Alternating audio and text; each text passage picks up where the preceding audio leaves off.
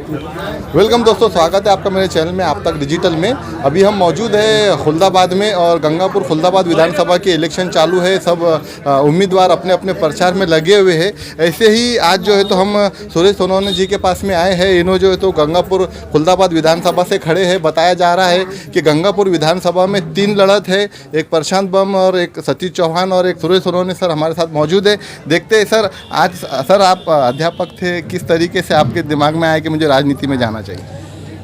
आज देखिए, मेरे 2 तहसील है, एक खुलताबाद तहसील और एक गंगापुर तहसील।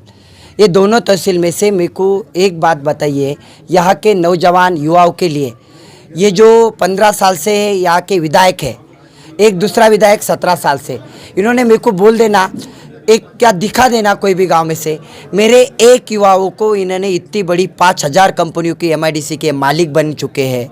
इन्होंने एक बच्चों को परमानेंट का चांस दिया क्या? मेरे युवाओं पर अत्याचार हो रहा है, मेरे युवा पे दबाव हो रहे हैं और ये मैं देख नहीं सकता। ये छोड़ दो, खुलताबाद तहसील की बात मैं करता हूँ। बड़े बड़े आश्वासन देके, बड़े बड़े बातें करके मैं यहाँ से यहाँ पे रेलवे लाऊंगा, ये लाऊंगा, ऐसा थोड़ी होता है। अगर ये बात वो कर रहे हैं तो उन्होंने मेरे को ये भी दिखा देना कि उनकी जो वो जहाँ पे रहते हैं वो वहाँ के नहीं है, लेकिन वहाँ पे रहते हैं लासूर में, वहाँ पे उनकी ट्रेन 3 बार तभी रुकती है क्या, ये भी बता देना। ये रेलवे इधर लाने की बातें करते हैं। आप देख लो, इनकी बोले तो नियति खराब है।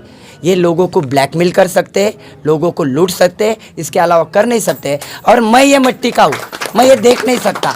मैंने मेरे जो मिट्टी है, मेरी जो ज़मीन है, मैं उसको न्याय देने के लिए लास्ट तक लड़ूंगा। और मेरी लड़ाई ये दोनों से नहीं है, मैं लड़ाई कब से जीत चुका हूँ। सतीश चौहान जी की अगर बात की जाए तो वो खुद शिक्षकों के आमदार है। आपको लगता है कि गंगापुर खुलदाबाद विधानसभा में शिक्षकों के लिए कुछ किया है? नौजवान जो बच्चे पढ़ाई कर चुके हैं उनके लिए कुछ उन्होंने कदम बढ़ाया है? अरे पदवीधर के अंदर वो 17 सालों से उन्होंने एक, मेरे पूरे इलाके में एक पदवीधर का है ना, एक बेटा उन्होंने कहीं पे जॉब दिलाया। ये देखिए, उन्होंने उनके संस्था के अंदर 25 लाख, 30 लाख, 40 लाख का डोनेशन लेके लोगों को लुटा है।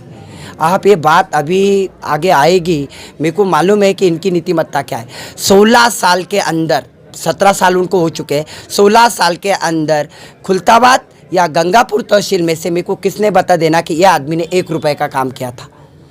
इलेक्शन के टाइम में आप कामा बता रहे हो, आपके बाजू में दूसरे तहसील है फुलमरी, 1 रुपये का काम बताओ।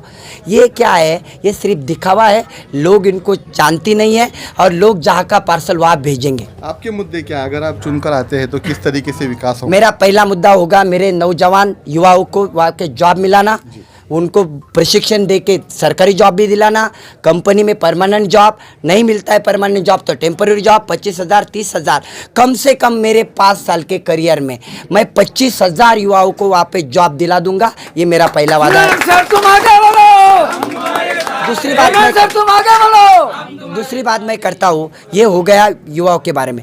मेरे जो जिला परिषद के स्कूल है जहाँ से मैं भी पढ़ा हूँ, ये जिला परिषद स्कूल को यहाँ पे डिजिटल करना, वहाँ पर 5 स्टार फैसिलिटी करना, सिर्फ टीचर लोगों को जो गुरु माने जाते हैं उनको गालियाँ दे के नहीं होगा। पहले स्कूल बनाओ। यहाँ पे मेरी बेटियाँ, मेरी बहन, लड़कियाँ रहती, वहाँ पे एक टॉयलेट बाथरूम नहीं है और ये सुधारने की बात कर रहे हैं। मेरे को बोलिए यहाँ पे क्या हुआ? मैं दूसरा स्कूल चेंज करूँगा। तीसरा, मेरा फार्मर पिताजी है। बोले तो आप विलेज में देखते हो, किसान ही सब कुछ है।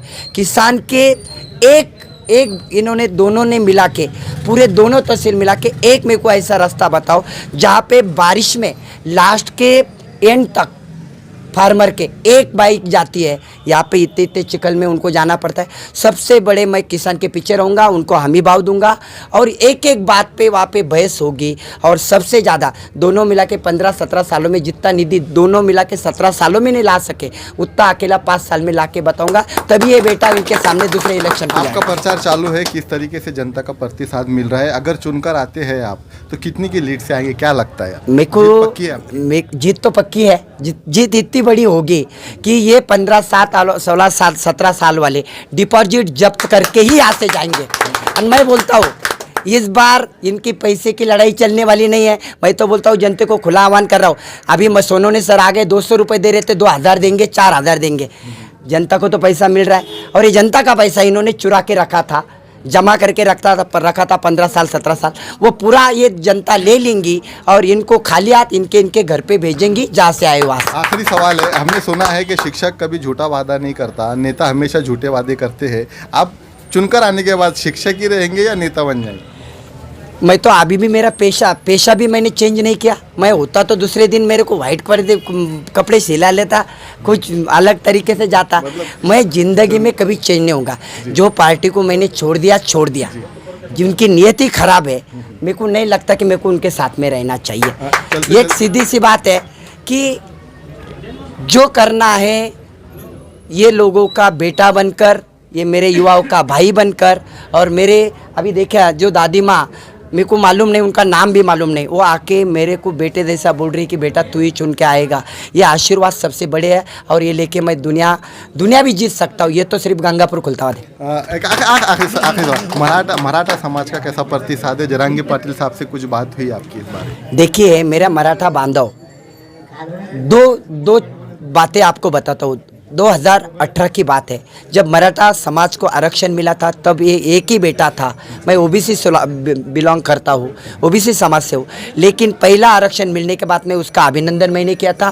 फर्स्ट पेज पे मेरा जैकेट था, फर्स्ट पेज पे मेरे बेटों के लिए मैंने बोला था कि अच्छा हो गया इनको आरक्षण, क्योंकि रोना पड़ता है जब एक आधे मार्क्स से जाता है। आरक्षण के पक्ष में सब मैं कभी भेदभाव जात पे मैंने कभी अभी तक इलेक्शन किया नहीं। ये जात पात ये देखे, मैं जनता को देखूंगा, मेरे भाइयों को देखूंगा। ओके, तो ये हमारे साथ थे सुरेश सोनवणे जी। जनता समझदार है। आप ऐसे इंसान को वोट दीजिए जो सेकुलर है, जो अपने वार्ड का विकास कर सके, अपने विधान क्षेत्र का विकास कर सके। आप देख रहे हैं मेरा चैनल आप तक डिजिटल में, असगर अली।